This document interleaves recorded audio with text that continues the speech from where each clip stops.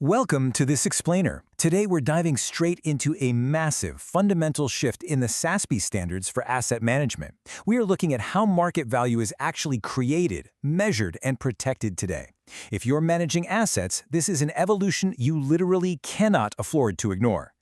So let's kick things off with a bit of a provocative question, right? In an era where non-financial forms of capital increasingly dictate a company's true worth, are your traditional fundamental factors actually enough to safeguard your market share? As we'll see in the SASB framework, relying solely on old-school financial metrics might actually be putting your assets under management at serious risk. To answer that, here's our roadmap for today. We'll cover fiduciary duty and ESG, why non-financial capital matters, the costs of ignoring ESG, measuring ESG integration strategies, and finally, proxy voting and engagement. All right, Section 1, Fiduciary Duty and ESG, Core Responsibility. As an asset manager, you know your duty to your clients is to incorporate all material information into your investment decisions. That's a given. But here's the kicker. According to the standard, the definition of material information now explicitly and undeniably includes environmental, social, and governance factors. We aren't just talking about some passing trend here, folks. The systematic and explicit inclusion of these ESG factors is aligned with major global frameworks like the PRI and GSIA. It is a fundamental mechanic of modern fiduciary duty. Moving right along to Section 2, why non-financial capital matters, market value drivers. Look, this is absolutely not about optics, and it's definitely not about PR. It is a mathematical reality. The research establishes that an entity's management of ESG factors materially impacts both its accounting returns and its market returns. It's just a fact.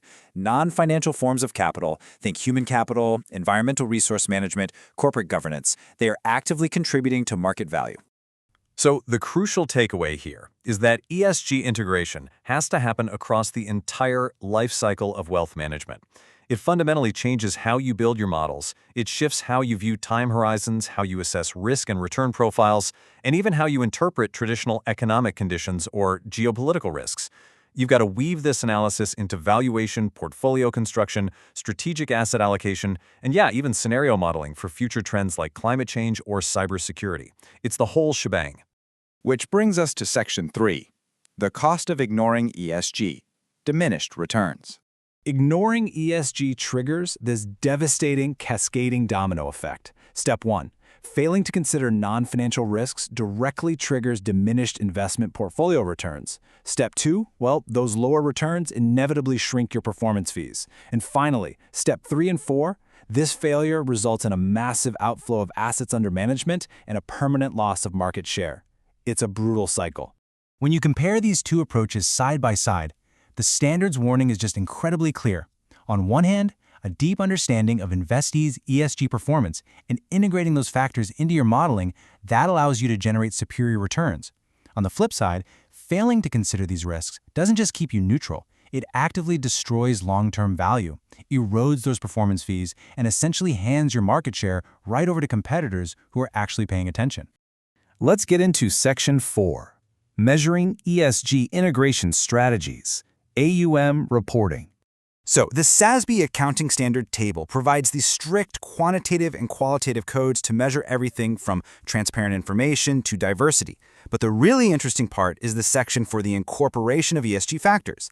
This is exactly where you're required to show your math. You have to prove to the market exactly how you are managing these non-financial risks. Let's break down the very first metric, FNAC 410.1. You have to disclose the total amount of assets under management across both your passive and active strategies and break it down into 3 distinct ESG integration strategies. You literally need to quantify how much AUM relies on the systematic integration of ESG issues, how much is dedicated to specific sustainability-themed investing, like clean energy, and exactly how much uses positive, negative, or norms-based screening. And you can't just provide some massive lump sum and call it a day. No way. The standard requires you to disaggregate that AUM disclosure by specific asset classes. We're talking equities, fixed income, cash equivalents, and others like real estate or commodities. And this is important, if you're using multiple ESG strategies simultaneously on the exact same assets, say using both screening and integration, you must explicitly identify and disclose that overlap. But as we know, numbers aren't everything. Under Metric 410A.2, you also have to describe the qualitative side of things, your firm's actual oversight policies. You need to report who has day-to-day responsibility for this integration, who's providing formal oversight, how do you actually conduct ESG research. You even have to describe how you assess the quality of ESG incorporation when you are selecting external fund managers. It is all about total transparency of your internal processes. Finally, Section 5, proxy voting and engagement, active ownership. Asset managers must fully document their proxy voting and engagement procedures. You've got to detail the scope and objectives of your voting activities. Do you use an internal research team, or do you rely on third-party service providers? And crucially, when you do engage with companies on environmental and social issues, are you being proactive to ensure risks are prevented, or are you just being reactive, trying to fix damages that have already happened? And what happens if that dialogue fails? Well, the standard actually requires you to outline your exact escalation process. You might start by just expressing private concerns to corporate representatives.